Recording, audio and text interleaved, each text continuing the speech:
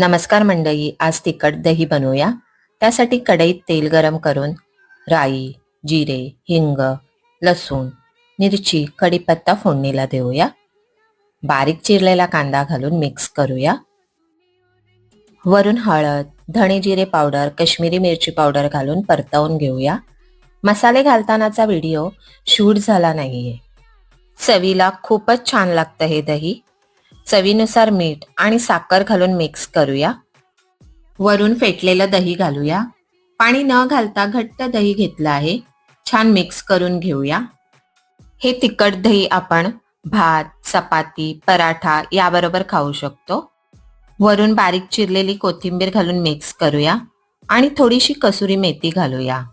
छान असं फोडणीचं दही तयार आहे.